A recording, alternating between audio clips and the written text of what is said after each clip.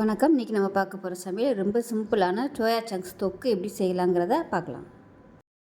இப்போ ஒரு பேன் எடுத்துக்கலாம். 1 டேபிள் ஸ்பூன் வர கொத்தமல்லி சேர்த்துக்கலாம். அது கூடவே அரை டேபிள் ஸ்பூன் கடுகு, 1/4 டேபிள் ஸ்பூன் வெந்தயம் சேர்த்துக்கலாம். இது கூடவே சின்னதாக ஒரு 2-3 துண்டு பட்டை, ஒரு ஏலக்காய், 2 கிராம்பு சேர்த்துக்கலாம். இப்போ இது எல்லாத்தையுமே வறுத்துக்கலாம். இப்போ பாருங்கள், கடுகு நல்லா வெடிக்க ஆரம்பிக்குது. இந்த ஸ்டேஜில் வேறு பிளேட்டுக்கு மாற்றிக்கலாம். இப்போ அதை மிக்ஸி ஜாரில் சேர்த்து நல்லா ஃபைன் பேஸ்ட், அதாவது பொடியாக,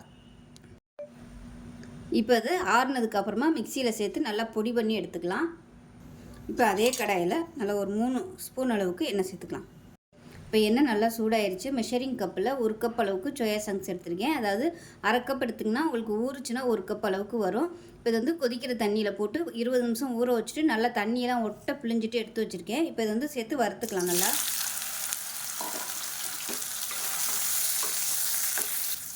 இதை வந்து நீங்கள் காலையில் செய்ய போகிறீங்கன்னா முதல் நாள் நைட்டே இதை ஊற வச்சு தண்ணியெல்லாம் நல்லா ஒட்ட பிழிஞ்சிட்டு ஃப்ரிட்ஜில் வச்சுட்டிங்கன்னா காலையில் வந்து டக்குன்னு செஞ்சிடலாம் இதை.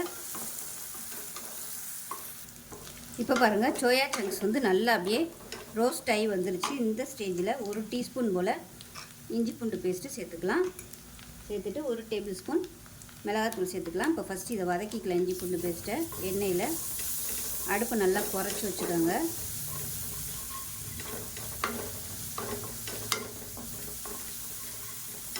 இப்போ நல்லா ஒரு 2 நிமிஷம் வதக்கியாச்சு. இப்போ இதில் மிளகாத்தூள் சேர்த்துக்கலாம். சேர்த்துட்டு நம்ம வறுத்து வச்சுருக்கிற இந்த பொடியிலேருந்து 1 டேபிள் ஸ்பூன் அளவுக்கு சேர்த்துக்கலாம். இவ்வளோத்தையும் சேர்க்க வேணாம், 1 டேபிள் ஸ்பூன் அளவு மட்டும் சேர்த்துக்கலாம். மிச்சத்தை அடுத்த தடவை நீங்கள் யூஸ் பண்ணையில் சேர்த்துக்கலாம். 1 டேபிள் ஸ்பூன் மட்டும் இப்போ சேர்க்குறேன். பூராத்தையும் இப்போ சேர்த்துற வேணாம். இப்போ இதில் சின்னதாக சுண்டக்காய் சைஸுக்கு புளி வந்து கரைச்சி சேர்த்துருக்கேன். இப்போ சேர்த்துக்கலாம் அந்த புளி தண்ணியை.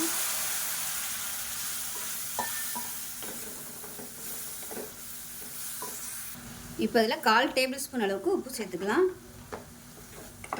உப்பு சேர்த்துட்டு அடுப்பு நல்லா மீடியத்தில் வச்சுருங்க. நல்லா அப்படியே எண்ணெய் பிரிஞ்சு வரட்டும். இப்போ இதில் தேவைப்பட்டால் கொஞ்சமாக தண்ணி சேர்த்துக்கலாம். ஒரு 2 டேபிள் ஸ்பூன் அளவுக்கு மட்டும் தண்ணி சேர்த்திங்கன்னா போதும்.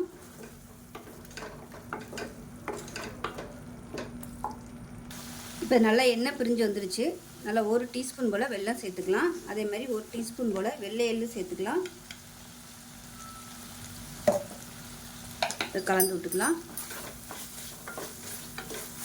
அவ்வளோதான், ஒரு சூப்பரான சோயா சங்க்ஸ் தொக்கு ரெடி ஆயிடுச்சு.